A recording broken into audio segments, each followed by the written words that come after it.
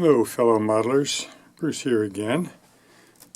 Just wanted to do a short video on the way I'm putting my foliage onto the backdrop. And of course it's supposed to simulate a tree-covered hill or mountain. I'm limited because of the depth of the shelf here. I only have 10.5 inches from the backdrop to the face. And so it's hard for me to make much of a 3D cliff or anything like that like I did on my last layout. I was trying to keep the depth of this backdrop, the mountains and the cliffs and so forth, to 1/2 inch or less. So I kept around 10 inches for the track and the scene and the buildings and all that. So yeah, very limited, and I would probably have done it differently if I had more depth. But let's take a look at what I'm doing here. The cliff faces, of course, are the ceiling tiles that I've talked about in my other videos. I have to repeat some things in each video because, believe it or not, I know it's hard to believe, but not everybody has seen all my videos. So therefore, just by the fact that I've mentioned a technique in one video doesn't mean that everybody watching this video is going to understand that. So yeah, we're going to have to repeat a few things. So the cliff face is ceiling tile pieces. These are the fiber type ceiling tiles that I cut into 1/2 inch strips. What I've done is glued them together, several stacked on top of each other.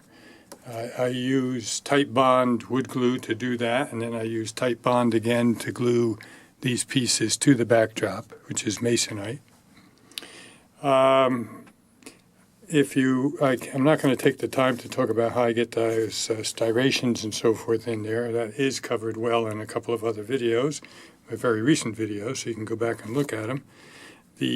Once I get them glued together, I color them using 2 paints. One is Folk Art Raw Sienna, and the other one is Apple Barrel Burnt Umber.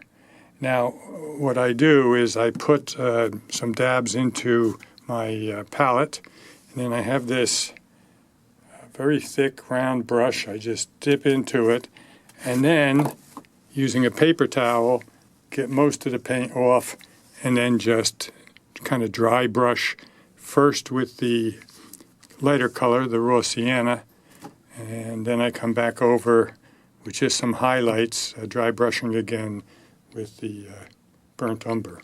So that's coloring the cliffs and gluing those cliffs in place. Now for the foliage, I am using Woodland Scenics Clump Foliage. Their clump foliage comes in 4 colors really. This is the medium green, and if you see the price of $4.40 on here, I bought this a decade ago, I guess now. The price now is, depending on where you buy it, sometimes as high as $10 for that same package.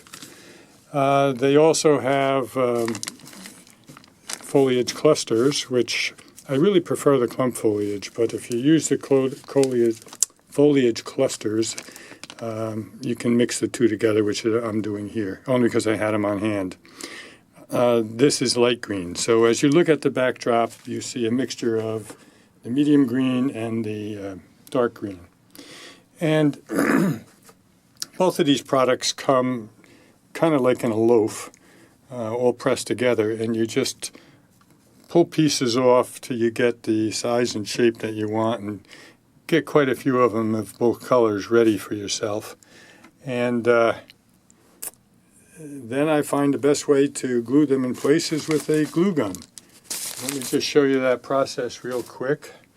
And I'm working on this side now.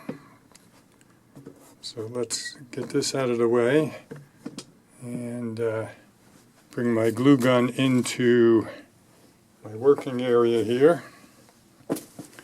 And let's see. Now I'm going to follow my line that I have for my mountain on top of this piece of cliff face and work my way all around it. And again, I guess what I'm trying to do is not use as much of the light green as the dark green. I am trying to force myself, when I go grab my individual pieces, to get more of the medium green. Just put some on the back of the clump. You know, when you use a glue gun, you get all these thin spider webs. I try to get most of them off, but some of them do stick. And the trick later on, and a good friend of mine, Lou Gomes, reminded me of this again today, is to come back later with a hair dryer and run it over the face of the foam here, and it will melt all those little spider webs that you have left. So you have a few minutes between the, not minutes, you have about 15 or 20 seconds from the time you put glue onto the back and the time that you can actually get it in place and it still sticks.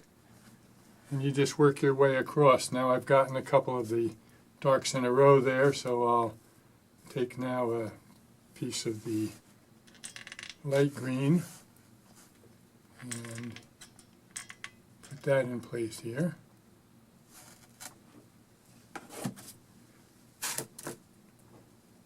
A little cumbersome for me working because I don't want to block, whoops, I don't want to block the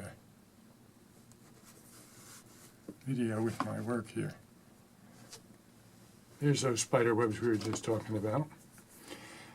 We can pull most of those off right now, but any that you have left, you can get rid of with that hairdryer later on.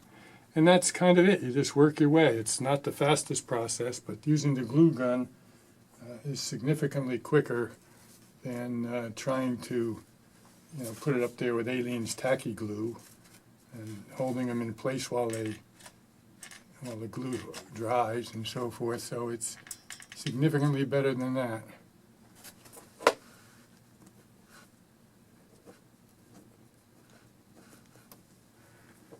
And that's it. You just kind of work your way. Now I'll come back with some smaller pieces to fill in that gap. And so it partially covers the base of that cliff face there. So it's nothing magical, just a little time consuming, but worth the effort. You need to do something on that backdrop. You don't want it to draw your attention away from the models in front of it, but especially with photography, you want something back there. Let me come over here a minute and look at the stream a little bit more head on to show you just before we leave kind of where I am on that. So you can picture here now, I think, where this cut is in the rock face, which is painted now the color of the stream. I'm going to have a waterfall coming from this ledge down to this level. And I could actually build it now if I had all the components that I'm waiting for, but I got a couple on order, one of which is not going to be in until late next week. So as soon as that happens, I'll put the waterfall in, and then I can come in and do my scenery down here on the sides of the stream and so forth, and put my bridge in place and move on. So that's it. Kind of really quick, but that's how I'm doing the mountainside, if you will, on my backdrop. And again, this approach done this way because I'm only dealing with 10.5 inches, and I don't want to eat up more than 1/2 of an inch depth on that mountain that I'm building there.